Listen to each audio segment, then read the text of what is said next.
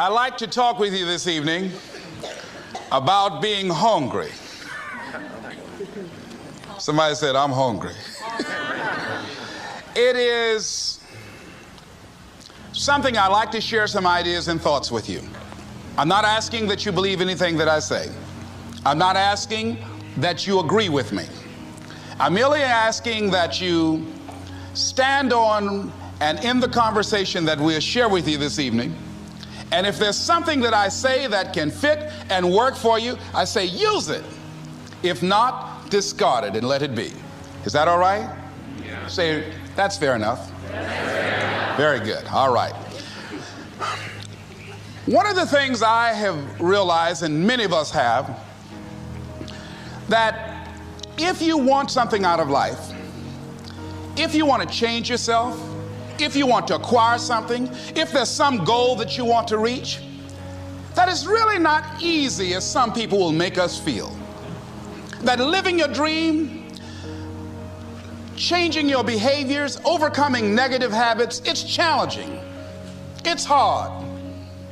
That living alone is just very difficult. And once we begin to come to grips with the fact that living is difficult, life is very challenging. I heard a song once by a guy named Dimples called, If It Ain't One Thing, It's Another. I say to you, if it ain't one thing, it's 12 others. Always something. You will never ever have a problem-free moment in life.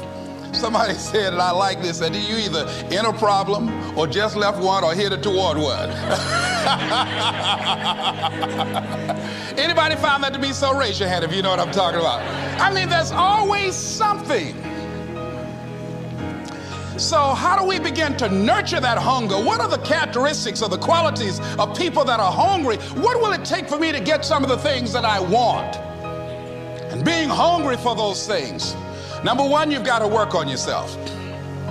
It's very important that you engage in an ongoing process to develop you. Spend more time on yourself than what you've been spending. It's very important. You owe that to yourself. I was reading a book by Og Mandino called The University of Success. Read one line, gave me a chill. I didn't have to read anything else in the book. He said, many of us never realize our greatness because we become sidetracked by secondary activity. We spread ourselves too thin, don't know how to say no. And we find ourselves doing all kinds of things and never ever have time to do those things that we need to do to work on ourselves. And then there goes a second, there goes another second, there goes another second, and we can't stop and hold time. And before you know it, you wake up one day and you're behind in your dreams and your bills.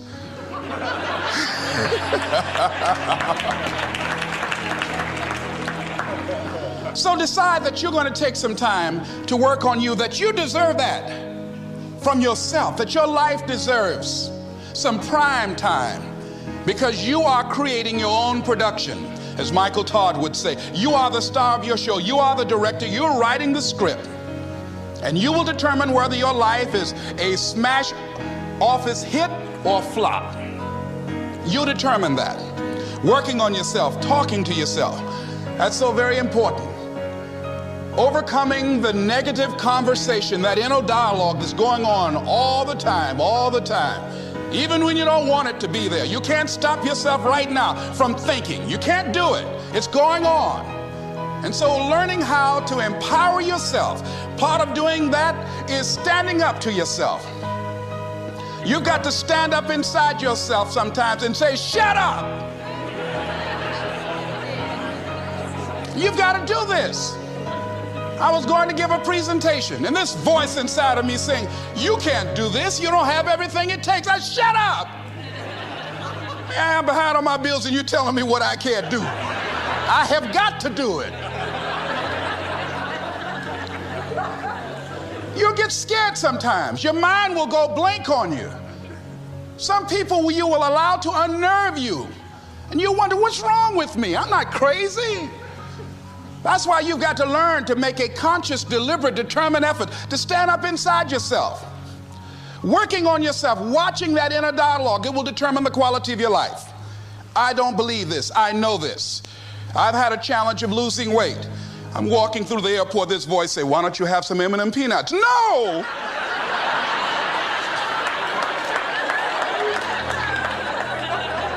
Well, just one. Then after you eat that, you might as well have a Snicker now, you sucker. I mean, it's challenging. My mother fixed the kind of sweet potato pie you can't eat with your shoes on. Have to take your shoes off so you can wiggle your toes. It sticks on my fingers. It says, eat it. One little bite won't hurt. That voice, constantly. Little demons from Colonel Sanders driving my car in there. I had to say, no, no, no, no. I'll diet tomorrow. I saw a skinny man get hit by a truck. Had he had a little bit more weight, he might have lived, you know. Some of you know what I'm talking about. Raise your hand if you know that. That voice is awesome. So you have got to stand up to that voice. When you're working on something you want to achieve, you have got to stand up to that voice. You've got to sell yourself every day on your abilities, on what you're doing, on the goal that you want to reach. You've got to sell yourself every day, every day, every day. According to your level of belief, it will manifest itself in what you're doing.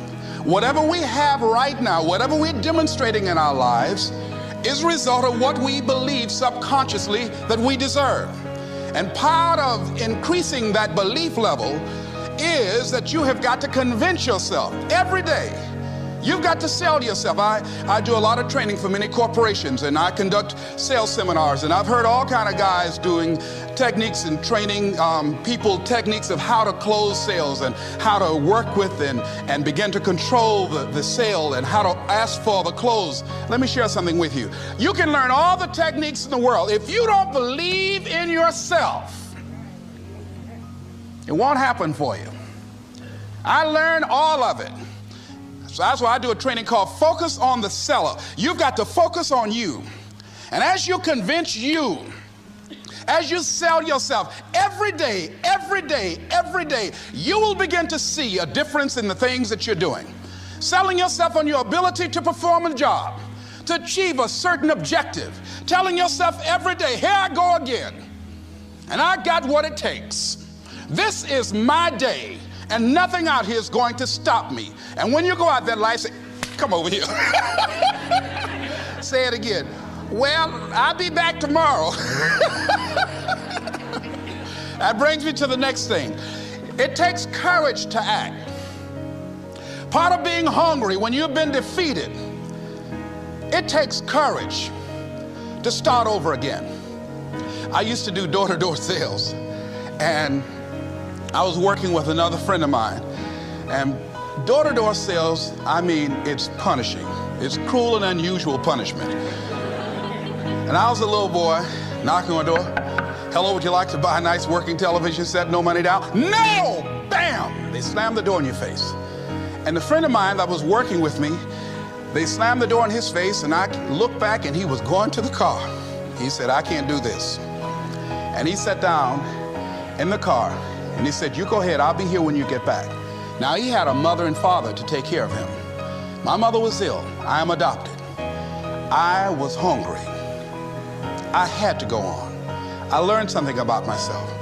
That when you step into your fears, somebody said, it was Winston Churchill, he said that courage is going from failure to failure without losing enthusiasm. When you step into your fears and continue to push yourself to go on, something happens for you. It will enable you to transcend yourself. I went to the next door. You like to buy a nice working television? No! Bam! Went to the next one. No! Bam! After a while, I no longer took it personal.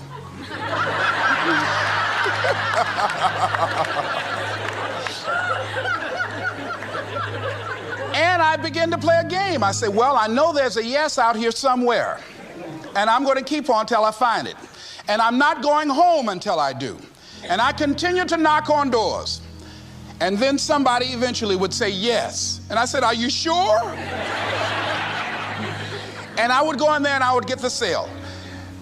When you have something you want to do, if you don't develop the courage to do that which has been given you to do, and you spend a lot of time going around trying to convince other people or trying to get their approval, what will happen is that you will lose your nerve. And other people will convince you that what you're doing doesn't have any value, and you'll give up on your dream. It's an interesting thing about life, I've also found, that if you don't have the courage to act, sometimes, and particularly, if you have something special to do, life will move on you.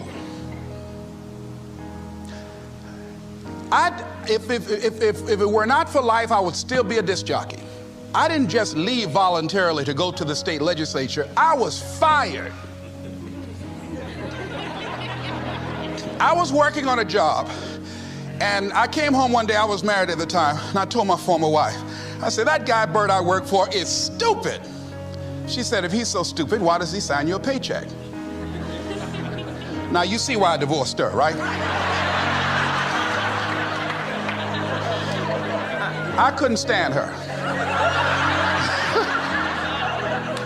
That night, I could not sleep well. Here was a guy that was controlling my life. I was going through all kinds of changes because this man controlled my paycheck. And it was Carlyle who said, truth crushed to earth shall rise again. Winston Churchill said, the truth is incontrovertible. Malice may attack it, ignorance may deride it, but at the end there it is. And we know scripture that says, ye shall know the truth, and the truth shall set you free. And the truth that I had to come to grips with, that I wasn't in charge of my destiny. The truth was that I wasn't giving all that I had. The truth was that there are some things that I wanted to do, but I didn't have the courage to act on those things. And the truth was that Bert Childs was a blessing to me. He made life so miserable for me, I had to start looking at my life differently. I started going to work earlier. I started being the last one to leave there. I started working harder than anybody else. The other guys could not. Why would you work so hard, Les? I said, I'm not working for them. I have been cheating, Bert, I thought. I've been cheating myself and my family. Wherever you are, whatever you're doing, do it with everything that you have. Develop the habit of giving more than what you're paid for. Develop the habit of setting standards that others will be measured by. Someone said, do not go where the path may lead, but go where there's no path and leave a trail. All right? It is easy to be negative today. It is easy to have low morale today. I was at a corporation and they're going through downsizing and going to lay off some 1,500 people over the next few weeks. It's very depressing there. And those people that stay there 9 times out of 10, they're just going to do just enough to keep from getting fired. Anybody can do that. But if you can begin to harness yourself and say that where I am, I'm going to do the best I can with what I got, because that is an expression of who I am. If you get into the habit of just being mediocre, it will become a part of your consciousness. If you get in the habit of giving less than what you have it within you to give, it will begin to reflect itself in your personality. It will begin to damage you psychologically. And you don't want to be a part of that kind of self-destructive behavior. And so you want to set some high standards for yourself. The next thing, part of what feeds that hunger, you've got to develop a sense of urgency. Aurelia said, stop living your life like you have 1,000 years to live. In life, you're either here today and you're gone today. If there's something that you want to do and you can't do it all at one time, do just a little bit of it. I like what Robert Schuller says. He said, by the yard it's hard, but inch by inch, anything is a cinch. Do just a little bit of it. A friend of mine, Bobby Kerr, used to be a roommate. Bobby wanted to go into the area of public relations. He loved working with the public. Young lady he wanted to marry named Clarice. Bobby was a great procrastinator. Pretty soon the job where Bobby worked, they transferred him to another location. He went out to celebrate with the people on that new job site. And Bobby suffered a massive heart attack and died. Bobby didn't drink and didn't smoke, was under 40, and he died. Ask your question. How much time do you have left? How much time do you have left? When you start thinking about that, we don't know. We don't know. Bobby took all the greatness and all of the talent and all of his abilities to his grave with him. One of the things he could have put in parentheses under his name, he didn't use all his stuff. And most of us do that. Most of us don't use the stuff that we have brought into the universe. And we want to make a conscious, deliberate, determined effort to start living life with a sense of urgency and using what we've got. Using ourselves up. Sharing what we brought into the universe to share. Because if we don't, nobody else will. Stop wasting valuable time, knowing that if we begin to live our lives as if each day were our last, our lives will take on a whole new meaning. They take on a whole new expression, valuing each moment that we are blessed with. The next thing that begins to nurture that hunger, honor yourself as your word. Don't give your word out lightly. When you throw your word out there and you don't honor it, it makes a statement about you. If you decide to maintain a sense of integrity with yourself, that if I speak it, I'm going to live it. It's who I am. And I'm going to be very cautious in how I give my word to others, and most of all with the commitments that I make to myself, because I want my life to reflect my words and honoring who I am and what I express. Another challenging area in terms of nurturing and developing that hunger in yourself is learning the art of becoming single-minded. Learning how to concentrate, learning how to focus in. And you'll be surprised at the things that you're able to do. When you learn how to block things out, when you learn how to keep thine eyes single, you'll be surprised at the ideas that will come to you, of the people that you'll be able to attract, of the opportunities that you'll be able to see. You'll begin to see things that have been standing there looking you in the face saying, I can't believe this has been here all this time. Here's a habit that I do. Maybe it might be of some value to you. I get up in the morning and I start writing what great ideas that I can think of today that can improve me and that will enable me to reach my goal. And I just let my mind flow. Sometimes I write 15, 20 ideas. Some days it's more difficult than others. One idea can change your life. One idea can turn your life around. Deciding that you're going to focus to develop your skills. The guy was the new owner of a baseball team that was in the basement of the league when he took it over. He went to the pitcher and he said, what is your best throw? He said, well, I got a good curveball and I've got a good fastball. And he went on talking about his different throws. He said, but tell me this, what is your best throw? He thought for a moment. He said, I've got a good fastball. He said, that's all I want you to work on. Nothing else. Just develop your fastball. The next year, they went to the World Series. Most people don't know where their fastball is. Most people go through life never discovering what their talents are. Most people never develop their talents. They have skills and abilities, but if you don't nurture them, if you don't develop them, they will never serve you. Your gifts can take you many places if you develop your gifts. Most of us don't like to do those things that come easy to us. I've always loved to talk to people. I decided, taking this advice, to develop my skills as a speaker. And my gift has developed and it's taken me many places. You have something that you brought to the universe, and that if you decide that my life deserves my developing, this is what I do well. And becoming the best at it and mastering myself and seeing what I have within me. If you decide to drop your buckets where you are and develop your gifts, I grant you, you'll never ever be without. I grant you that your gifts will take you places that will literally amaze you. I grant you that if you begin to work to develop your gifts, you'll develop a strong sense of happiness. You'll get a larger vision of yourself, because part of beginning to get a larger vision of yourself, all of us need some area of our lives where we can have a feeling of competence. That people know when they think about this area, that's something you do. That you eat and sleep that, and that you do that, and people know it, and you know it, and you know that you know this. If you don't know anything else, you know this. Can you tell I know what I'm doing? Oh, hello. You know this. So you've got to work on it. When other folk are having a good time, you've got to have the strength of character to concentrate, to read, to digest information.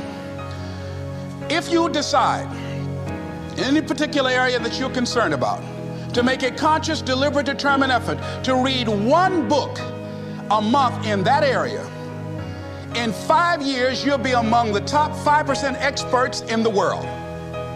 I read a minimum of 2 books a week. The average American reads only 1 book a year.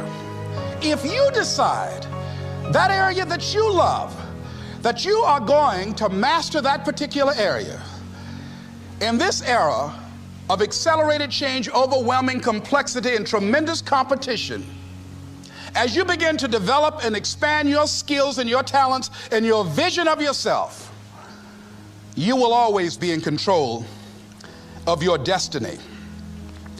The next thing is, whatever it is that you want to do, you want to do it massively. I have a friend who was telling me that his sales were down.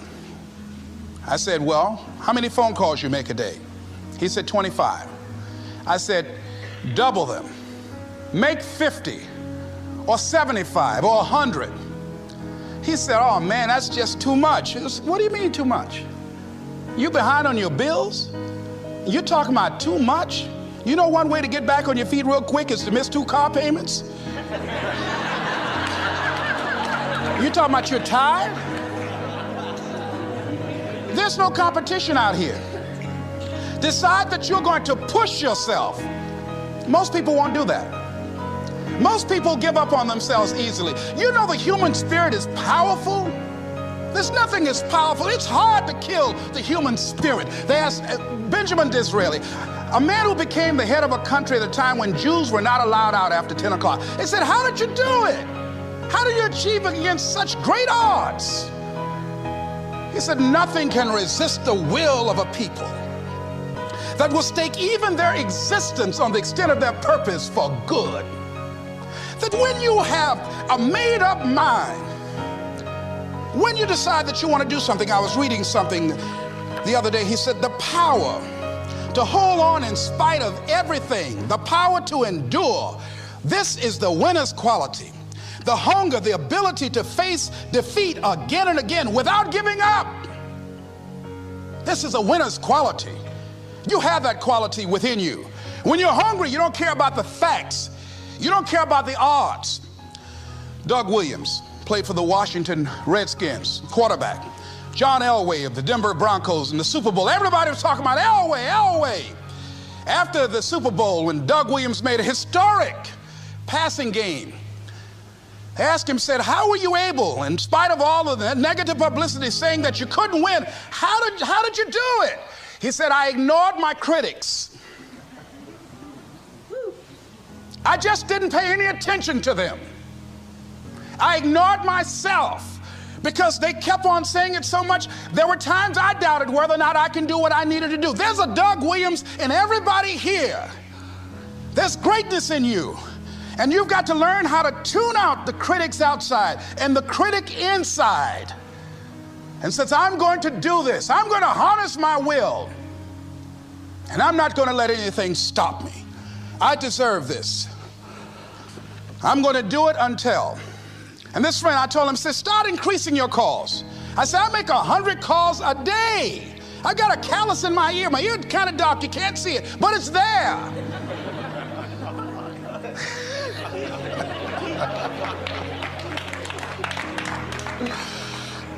His sales have increased. He's working harder now. The other thing is that if you want something, you have got to be relentless. You've got to learn how to become resourceful. You've got to learn how to become creative.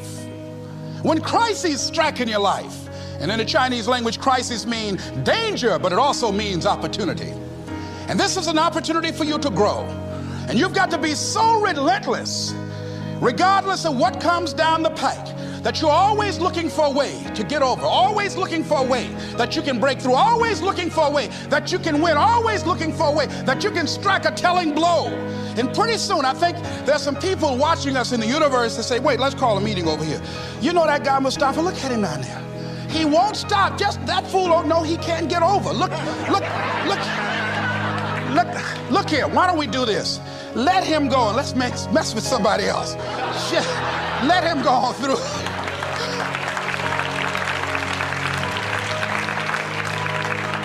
Life will just get tired of whipping you sometimes. And just say, let's just let this one go. I believe this. Now, no one has told me this, but I just kept on kicking. I didn't have sense enough to stop. I was intelligently ignorant. I didn't know what I couldn't do. So I just tried anything. And the fascinating thing about life, because you can't get out of it alive, you might as well have a good time, you know? You might as well have a good time. Live your life with passion, with some drive. I was giving a seminar the other day, and I mentioned that I was going to do some training in August with some young teenagers and take about 100 away to a 2 or 3 day camp and wipe them out. Been working on this. So after the speech, one of the parents walked up to me and said, Mr. Brown, I'd like for you to do something for my son. He's not motivated.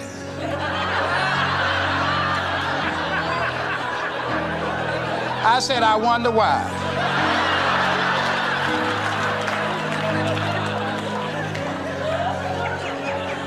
I wonder what's wrong with him. He had no fire whatsoever. See, what you do speak so loudly, folk can't hear what you're saying. And so if you don't have any fire, you know, you've got to watch the people, the relationships that you develop. Have people of kindred mindsets. If you're around folk who are dead and negative all the time, they will affect you. You want people that are around you that have smiles on their faces, looking good. I was telling a group last week, Abraham Lincoln refused to hire a guy because of his face. They said, but the guy can't help it. He said, anybody over 30 is responsible for their face. If you have some depressing face looking at you every day, it affects your blood pressure. Keep these dead faces away from you. It's contagious. This is serious. So you've got to watch your countenance, watch your face, have an uplifted expression, watch your body posture. All of these things affect you psychically. You got to be the kind of person that you are fearless. Fearless. Folk leave fearless people alone. There's some people walk through a neighborhood and every dog in the neighborhood would bark at them.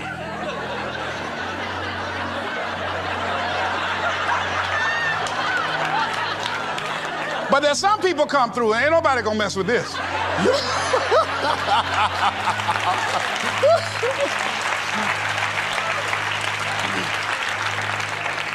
You are unstoppable.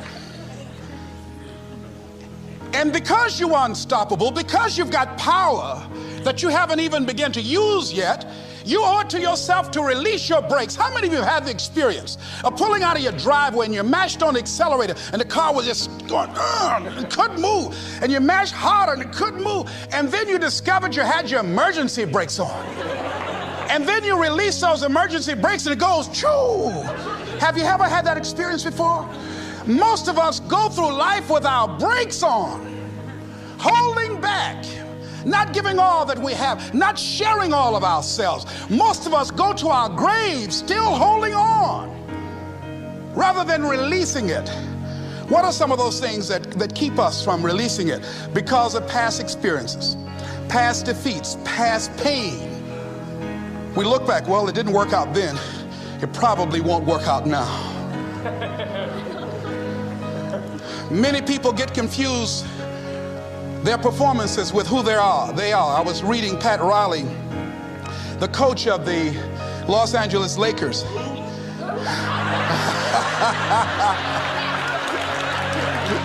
But you're going to like this quote here. After the Trailblazers had blown them out of the water, and I'm sure he said this last night, they asked him, how do you feel? He said, tonight we were exposed for what we are right now. You see? That if my speech tonight doesn't work, it doesn't mean that I'm a bad speaker. It means that what I did didn't work tonight. And I've got to separate what I do from who I am. And I've got another shot. See, the last chapter to your life has not been written yet, and it doesn't matter about what happened yesterday. It doesn't matter about the things that you've done that you feel guilty about. If you wouldn't do it today, you're convicting an innocent person. You've been reborn to a new state of consciousness. And as they say, if we knew better, we would do better. And so you begin to decide, I'm not going to be denied. I remember, and I was telling someone, and they asked me, would you repeat that again? I was interested in going into broadcasting. I'm adopted, and that was my key out. I wanted to make my mama proud of me. I was very much appreciative of what she's done for my brother and sister and I, and that was my way out. And I went over to a radio station, asked a guy and told him that I was interested in broadcasting. He looked at me in my straw hat and my overalls. He said, you have any broadcasting background? I said, no, sir, I don't. What do you do? I cut grass. Young ladies asked me what kind of work I do, and I was working on a garbage truck. I say, well, I'm a sanitary technician. He said, we don't have any job for you. I decided that was something I was going to do. I decided I'm unstoppable. I'm going to go up in here. I'm going to do this. I started going to the radio station every day, developing a relationship with the people that were doing what I wanted to do.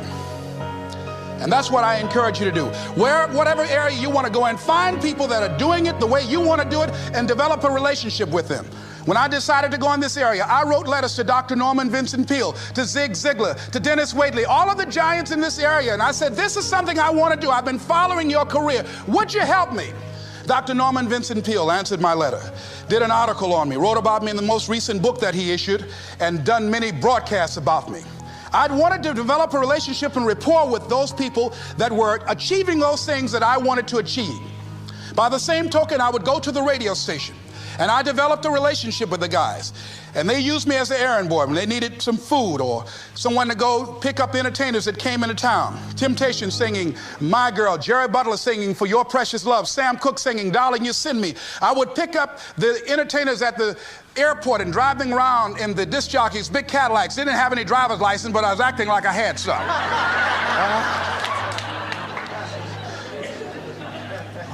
Every day I used to go home and work on my communication skills, developing myself.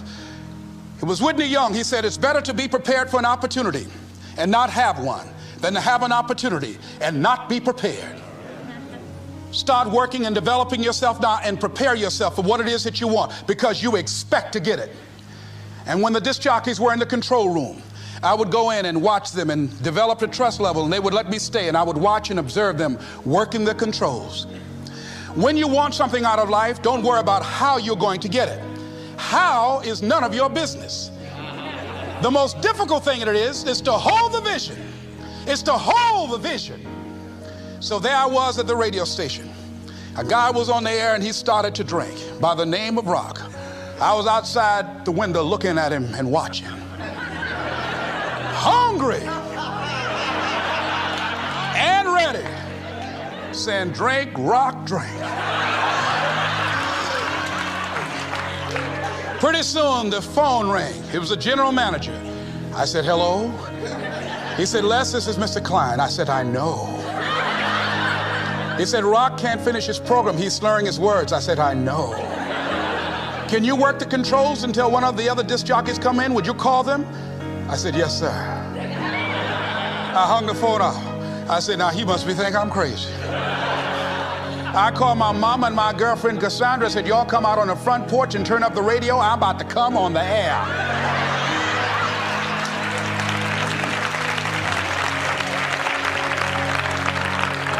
I waited about 15 minutes. I called him back. I said, Mr. Klein, I can't find nobody. He said, well, why don't you go in there and work the controls until they get there? And don't say nothing here. I said, yes, sir. I couldn't wait to sit down at that turntable, Mustafa. I said, look out, this is me, LB, Triple P, Les Brown, your platter playing Papa. There were none before me, and there will be none after me. Therefore, that makes me the one and only. Young and single and love to mingle, certified, bona fide, and indubitably qualified to bring you satisfaction and a whole lot of action. Look out, baby, I'm your love man. I was hungry.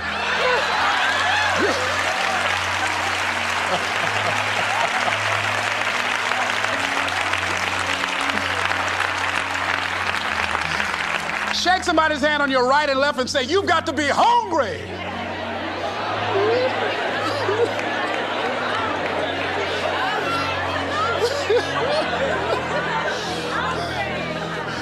Well, y'all something else. You hear me? You want to be persistent about what it is that you want to achieve. Alexander Graham Bell said, what this power is, I cannot say. All I know is that it exists, and it becomes available only when a man or a woman is in that state of mind in which he or she knows exactly what he or she wants and is fully determined not to quit until they find it. When our children are learning how to walk, how many times will your baby attempt to walk and fall and you just say, just sit down, don't try anymore, you've fallen 20 times. Just sit down somewhere, busting your lip and everything, getting in folks' way. When will a baby walk? It will walk when it walks. That's when it will walk. Les, when will you be known nationally as the motivator? I will be known when I'm known. That's when I'll be known. Don't get caught up in, well, I've tried it 4 or 5 times and things didn't work out. If there's something that you want and you're hungry for it, you've got to do whatever is necessary until. And when you give the best you can and that's not enough, you must do what is required. And don't give up on yourself. Don't throw the towel in so quickly. Many people give up on the 1-yard line, where if they have the determination just to keep on knocking. It's a funny thing about life. If you're home one day and someone is knocking on the door and you say, I don't want to be bothered today. And if that person just keep on knocking, say, can you believe that fool's still knocking? Pretty soon you say, what is it? What do you want? And that's how you've got to be about your dream.